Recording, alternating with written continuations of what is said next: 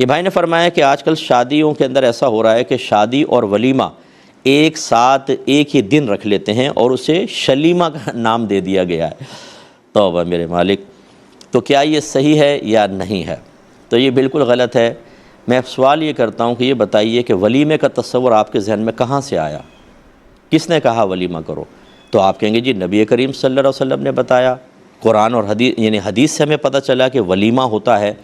تو حدیث سے جب پتہ چلا تو پھر حدیث یہ بتائے گی نا کہ ولیمہ کب ہوگا، اور کیا اس کو شادی کے کھانے کے ساتھ مرج کر سکتے ہیں کہ نہیں، یا آپ اپنے پاس سے بس ولیمے کا تصور وہاں سے لے لیا، باقی یہ شترے بے مہار ہو گئے کہ ہم جیسا چاہے کریں۔ یہ یاد رکھیں کہ ولیمے کا تصور یہ ہے کہ فرسٹ نائٹ کے بعد پھر جو کھانا کھلایا جاتا ہے اس کو ولیمہ کہتے ہیں۔ تو یہی نبی کریم صلی اللہ علیہ وسلم کا طریق رہا کہ شب زفاف کے بعد آپ نے کھانا کھلایا ہے صحابہ کرام کو، یا ویسے ہی تقسیم کیا جیسے صحابہ کو بلا کے کھلا دیا ہے۔ تو یہ ولیمے کا تصور ہے۔ اب اگر آپ شادی کر رہے ہیں، شادی یقینی سی بات ہے فرسٹ نائٹ سے پہلے ہی ہوتی ہے، تو اب اس کے اندر اگر آپ ساتھ ہی ولیمہ کر دیتے ہیں تو یہ ولیمے کی سنت تو پوری نہیں ہوگی، تو اس کو ولیمہ کہنا اور اس قسم کی بدعتیں ایجاد ہرگز نہ کی جائیں۔ ولیمہ کرنا یہ سنت کریمہ ہے۔ حضرت عبد الرحمن بن عوف رضی اللہ تعالیٰ عنہ سرکار کی خدمت میں حاضر ہوئے تو جسم کپڑوں پہ زرد رنگ لگا ہوا تھا۔ سرکار نے فرمایا کہ اے عبد الرحمن یہ کیا ہے؟ عرض یا رسول اللہ میری شادی ہوئی ہے اور یہ اس وجہ سے رنگ لگا ہوا ہے۔ تو نبی کریم صلی اللہ علیہ وسلم نے ارشاد فرمایا کہ پھر آپ ولیمہ کریں چاہے ایک بکری کے ذریعے ہی کیوں نہ ہو۔ تو اس کا مطلب یہ ہوا کہ یہ تصور شریعت نے دیا ہے اور اس کا وقت بھی معین کر دیا ہے، اس کو وقت کو بدل دینے سے ولیمے کی سنت ادا نہیں ہوگی، اور جو چیز سنت کو ختم کر دے وہ بدعت ہوتی ہے۔ ایسی بدعتیں ایجاد نہ کریں، ورنہ آپ کے بچے آپ ہی کے روش پہ چلتے ہوئے آپ نے ولیمے کو شلیمہ بنا دیا، اس کے بعد وہ اس کو قیمہ کر دیں اور کیا کر دیں یہ اللہ ہی بہتر جانتا ہے، اور وہ ایک چیز پہ بچے نہیں رہیں گے، پھر وہ ہر چیز میں اپنی مرضی اور سہولت کے مطابق تبدیلیاں پیدا کریں گے، اور اسی بنا پر دین کا نقشہ بدل دیا ہے۔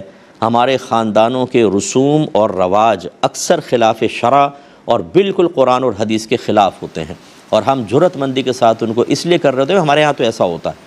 یہ عورتیں مل کر بیٹھتی ہیں نا رشتوں کے لیے، بھئی آپ کے ہاں کیا کیا لیتے دیتے ہیں؟ ہمارے یہاں یہ ہوتا ہے، دوسری کہتی ہے ہمارے یہاں یہ ہوتا ہے، اور ان میں بہت سی چیزیں، ہر ایک کو نہیں کہہ رہا ہوں، بہت سی چیزیں خلاف شرع بھی طے ہو رہی ہوتی ہیں، لیکن چونکہ ہمارے ہاں ہو رہا ہے اور ہم نے نہ قرآن کو دیکھنا ہے نہ حدیث کو، نہ اللہ کا خوف نہ رسول کی کوئی حیا اور شرم، تو ہم خود بدعتیں ایجاد کر کے اور اپنی نسلوں کو دے کر چلے جاتے ہیں، اور آگے اس کا خمیازہ بھگتنا ہوگا۔ تو لہذا شلیمہ پلیمہ چھوڑ دیجئے، آپ ولیمہ ہی کیجئے، اور اس کا طریقہ یہ ہے جو میں نے آپ کو سمجھایا۔ اس میں ایک آخری بات عرض کر دیتا ہوں، بعض بچے ایسے ہوتے ہیں کہ جو سنت پوری کرنا چاہتے ہیں لیکن گھر والوں سے ٹکرانا ممکن نہیں رہتا۔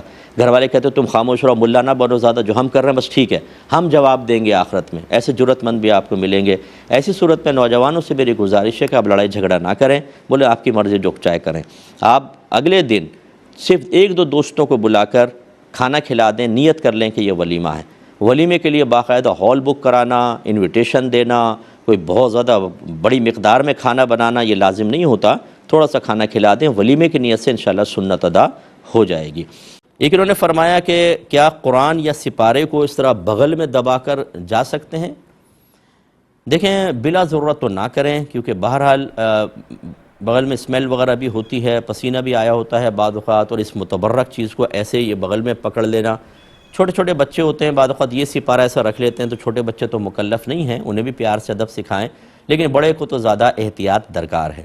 لیکن لا یکلف اللہ نفسا الا وسعہا، اللہ تعالیٰ کسی جان کو اس کی ہمت سے زیادہ آزمائش میں مبتلا کرتا ہی نہیں۔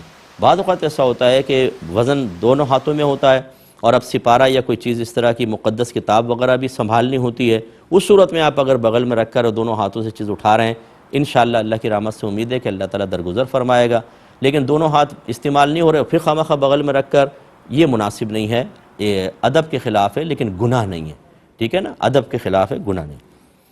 ایک بھائی نے فرمایا کہ ہمارے یہاں علاقے میں یہ معروف ہے کہ اگر چولہا جل رہا ہو، جیسے یہ تیل کا چولہا ہوتا ہے یا جو یہ لکڑی وغیرہ کی ان کی مراد ہے، اسے پانی ڈال کر کبھی بند نہ کریں، نہ بجھائیں۔ کہتے ہیں اس لیے کہ لوگ یہ کہتے ہیں کہ اس کا مطلب یہ ہے کہ کسی نہ کسی کی موت ہوگی۔ کیا حکم شرع ہے؟ دیکھیں یہ بھی بالکل غلط بات ہے، اس کا کوئی موت سے تعلق نہیں ہے۔ اللہ تبارک و تعالیٰ نے ازل سے مخلوق کی موت کے وقت مخصوص کر دیے ہیں، اور بعض صورتوں میں اس کے ذرائع بھی بتا دیے ہیں کہ کیا کیا چیزیں اسباب بنیں گی، لیکن ان میں ایسا کوئی بھی سبب موجود نہیں ہے۔ اسی باتیں ہوتی ہیں اپنے پاس سے وضع کر لی جاتی ہیں، ان کا بالکل لحاظ نہ کیا جائے۔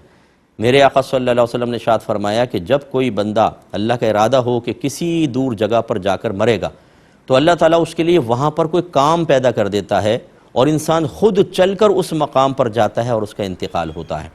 تو یہ موت کے بارے میں ہماری بہت ساری اور تلقینات ہیں مذہب اسلام میں، ان کا لحاظ کریں۔ یہ نہیں ہے کہ جی یہ کر لیا تو شاید مر جائیں گے، یہ کر لیا جیسے موت ہوئی تھی گھر میں کوئی چلا گیا تو جی ہم بھی مر جائیں گے شاید، یہ جلتے چولہے پہ پانی ڈال دیا تو کسی نہ کسی کی موت ہوگی۔ ہرگز ایسا نہیں ہوتا ہے۔ ہزارہ لوگوں کو میں نے دیکھا ہے، یہ خاص طور پہ جو یہ شادی بیاہ ہوتے ہیں نا، بعض اوقات یہ دیگے پکا رہے ہوتے ہیں، جب یہ وہاں سے جانے لگتے ہیں تو پانی چھڑک کے چولہے بجھا دیتے ہیں وہ، کیونکہ انگارے وغیرہ ہوتے ہیں، کسی کے جل جانے کا اندیشہ ہوتا ہے۔ لیکن میں نے آج تک نہیں سنا نہیں ہے میں نے کہ انگارے بجھائے نائی صاحب نے اور گھر میں شور اٹھ گیا کہ جی چاچا مر گئے۔ ایسا نہیں ہوتا ہے۔ اس قسم کی باتیں اپنے بچوں کے سامنے نہ کریں۔ اس سے ہوتا کیا ہے، ہمارے بچے جو ہیں یہ نئی نئی چیزیں جو پھلجھڑیاں ہم نے نکالی ہوئی ہیں ان کی تو ایسی رعایت کریں گے کہ جیسے اگر اس کے خلاف کر لیا تو تباہی ہے دنیا اور آخرت کی۔ اور دوسرے مقام پر اللہ کا حکم موجود، اس کے رسول کا موجود، قرآن حدیث، لیکن کوئی پرواہ نہیں، بالکل بے پرواہی کے ساتھ، یعنی اصل دین تو کہیں بہت پیچھے ہو گیا۔ یہ ہماری بنائی ہوئی باتیں گھروں کے اندر گردش کر رہی ہیں۔ خدا را اس طرح کی چیزیں نہ کریں۔ ایک بھائی نے فرمایا کہ بچے کو کتنی مدت تک دودھ پلایا جا سکتا ہے، اور اگر مدت کے بعد زائد پلائیں تو؟ دیکھیں 2 سال تک ماں اپنے بچے کو دودھ پلا سکتی ہے بس۔